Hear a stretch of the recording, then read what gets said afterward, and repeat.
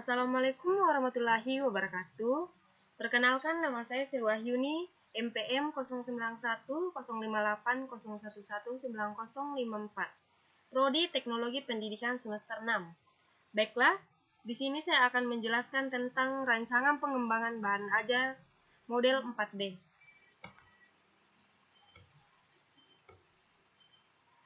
Model 4D merupakan salah satu metode penelitian dan pengembangan. Model 4D digunakan untuk mengembangkan perangkat pembelajaran. Model 4D dikembangkan oleh Shiva Salaim, Tiagaraim, Dorothy S. Semmel, dan Melim I. Semmel pada tahun 1974. Sesuai namanya, model 4D terdiri dari 4 tahapan utama, yakni define, pendefinisian, desain, perancangan, developed, pengembangan, dan disseminate, penyebaran. Baiklah, bisa Anda lihat di sini ada tahap pengembangan perangkat pembelajaran model 4D. Define, design, developed, and disseminate. 1. Tahap define, pendefinisian. Tahap awal dalam model 4D ialah pendefinisian terkait syarat pengembangan. Sederhananya, pada tahap ini adalah tahap analisis kebutuhan. Dalam pengembangan produk pengembang, perlu mengacu kepada syarat pengembang, menganalisa dan mengumpulkan informasi sejauh mana pengembangan perlu dilakukan. Tahap pendefinisian atau analisa kebutuhan dapat dilakukan melalui analisa terhadap penelitian terdahulu dan studi literatur. Tiagaraim dan kawan-kawan 1974 menyebut ada 5 kegiatan yang bisa dilakukan pada tahap define, yakni meliputi A. Front-end analysis atau analisa awal. Analisa awal dilakukan untuk mengidentifikasi dan menentukan dasar permasalahan yang dihadapi dalam proses pembelajaran, sehingga melatar belakangi perlunya mengembang. Dengan melakukan analisa awal, peneliti atau pengembang memperoleh gambaran fakta atau alternatif penyelesaian. Hal ini dapat membantu dalam menentukan dan pemilihan perangkat pembelajaran yang akan dikembangkan. B. Learner analysis atau analisa peserta didik. Analisa peserta didik merupakan kegiatan mengidentifikasi bagaimana karakteristik peserta didik yang menjadi target atas pengembang perangkat pembelajaran. Karakteristik yang dimaksud ialah berkaitan dengan kemampuan akademik, perkembangan kognitif, motivasi, dan keterampilan individu yang berkaitan dengan topik pembelajaran, media, format, dan bahasa. C. Test analisis atau analisa tugas.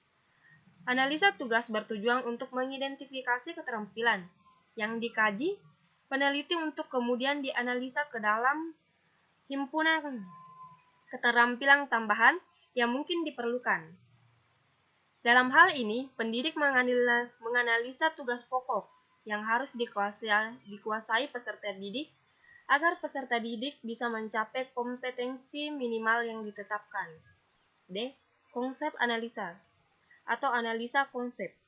Dalam analisa konsep dilakukan identifikasi konsep pokok yang akan diajarkan, menuangkannya dalam bentuk hierarki, dan merinci konsep-konsep individu ke dalam hal yang kritis dan tidak relevan. Analisa konsep, selain menganalisis konsep yang akan diajarkan, juga menyusun langkah-langkah yang akan dilakukan secara rasional. Analisa konsep ini meliputi analisa standar kompetensi yang bertujuan untuk menentukan jumlah dan jenis bank ajar, dan analisis sumber daya sumber belajar, yaitu identifikasi terhadap sumber-sumber yang mendukung penyusutan bahan ajar. E. Specific Instructional Objective, perumusan tujuan pembelajaran. Perumusan tujuan pembelajaran berguna untuk merangkum hasil dari analisa konsep, konsep analisis, dan analisa tugas, tes analisis. Untuk menentukan perilaku objek penelitian, Rangkuman tersebut akan menjadi landasan dasar dalam menyusun teks dan merancang perangkat pembelajaran untuk selanjutnya diintegrasikan ke dalam materi perangkat pembelajaran yang akan digunakan. 2. Tahap desain atau perancangan.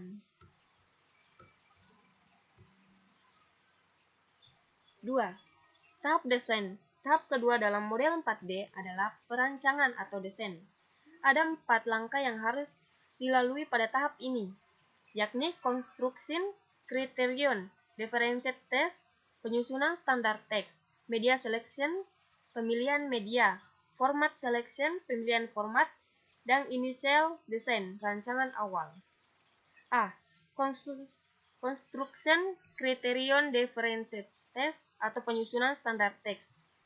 Penyusunan standar teks adalah langkah yang menghubungkan tahapan definisi dengan tahap perancangan. Penyusunan standar teks didasarkan pada hasil analisa, spesifikasi tujuan pembelajaran, dan analisa peserta didik. Dari hal ini disusun kisi teks hasil belajar. Teks disesuaikan dengan kemampuan kognitif peserta didik. Dan hasil teks menggunakan panduan evaluasi yang memuat panduan dan skoreng dan kunci jawaban soal. B. Media selection atau pemilihan media. Secara garis besar, pemilihan media dilakukan untuk identifikasi media pembelajaran yang sesuai atau relevan. Dengan karakteristik materi, pemilihan media didasarkan kepada hasil analisa konsep, analisis tugas, karakteristik peserta didik sebagai pengguna, serta rancangan penyebaran penggunaan variasi media yang beragam. Pemilihan media harus didasari untuk memaksimalkan penggunaan bahan ajar dalam proses pengembangan bahan ajar pada proses pembelajaran. C. Format selection. Pemilihan format dalam mengembangkan perangkat pembelajaran bertujuan untuk merumuskan rancangan media pembelajaran, pemilihan strategi, pendekatan, metode, dan sumber pembelajaran. D. Initial design, rancangan awal. Rancangan awal adalah keseluruhan rancangan perangkat pembelajaran yang harus dikerjakan. Sebelum diuji coba, dilakukan rancangan ini meliputi berbagai aktivitas pembelajaran yang terstruktur dan praktek kemampuan pembelajaran yang berbeda melalui praktek mengajar. 3. Tahap development, pengembangan. Tahap ketiga dalam pengembangan perangkat pembelajaran model 4D adalah mengembangkan atau development. Tahap pengembangan merupakan tahap untuk menghasilkan sebuah produk pengembangan.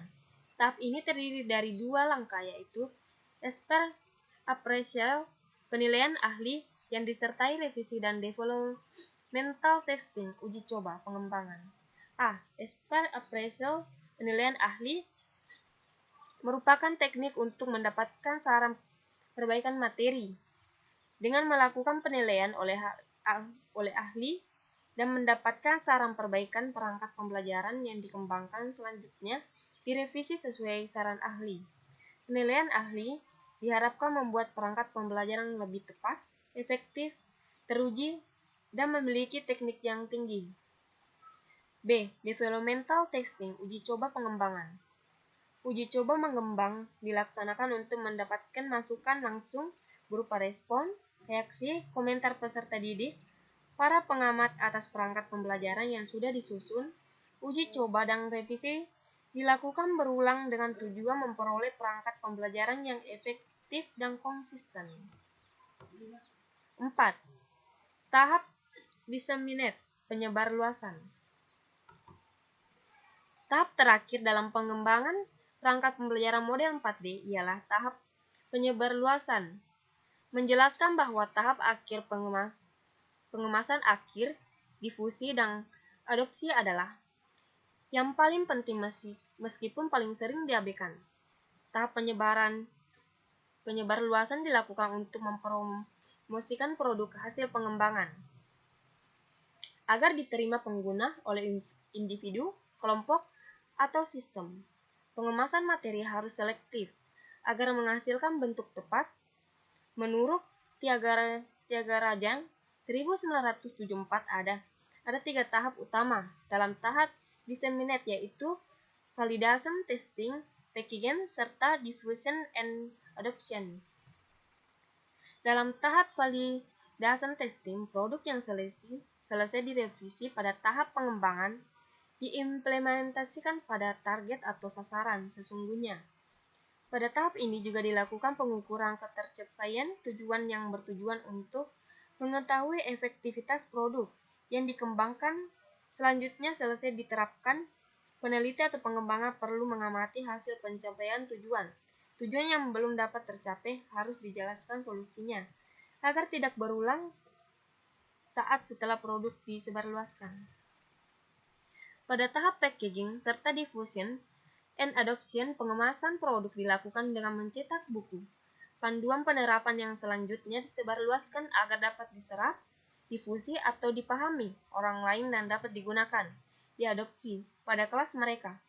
Hal-hal yang perlu diperhatikan dalam melaksanakan diseminasi atau penyebarluasan adalah analisa pengguna, strategi dan tema, pemilihan waktu penyebaran, dan pemilihan media penyebaran. Baiklah, itulah tadi penjelasan saya. Lebih dan kurangnya saya mohon maaf. Billahi fisabilillah. Fastabikul khairat. Assalamualaikum warahmatullahi wabarakatuh.